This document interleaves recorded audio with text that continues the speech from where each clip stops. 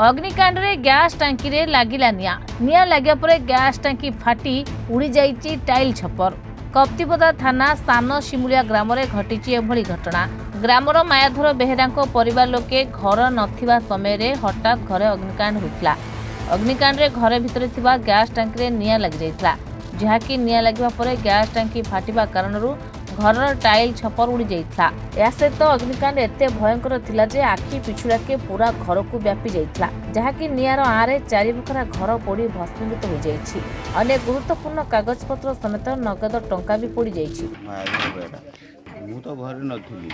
हाँ तो घरे कौन जाइଥିଲି। ओके तापरे एई तो आसिक देखुची ता भितर किछि नाही। चाबी तो घर दिया हैतला।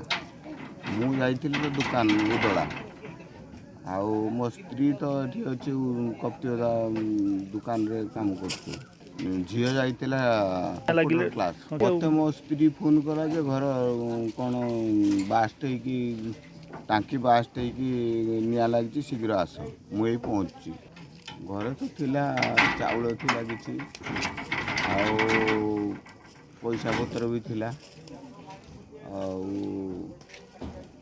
आलियो लंकार भी बहुत थिला, ड्रेस पत्र सब रक जिनस थिला आउ घर सरंजाम सबू जानी नहीं मार्केट थी फोन कले जने आसले निया जोछ पानी से चले माने तब फायर वाले आसले निया लेले बहुत किसी दिला मतलब भीतर पसी नहीं देखि।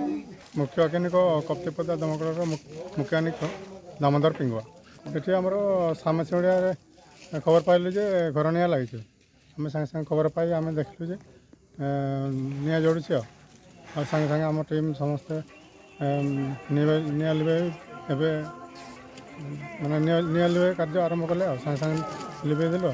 एटा चारि बखरा घर एटा तो से घरटा तो भितरटा तो माने चाबी लागि आम तदंत पर आम कहबो। खबर पाई कप्तिपदा अग्निशम विभाग घटनास्थल पहुंची निया को आयत्त करथिबा बेले अग्निकांडर कारण अस्पष्ट रहिछि, जहाँकि सर्ट सर्किट किंबा अन्य केउ कारणरू अग्निकांड होइछि ताहा स्पष्ट होई नाही। उदर दीपक मिश्रक रिपोर्ट, रिपोर्टर टुडे।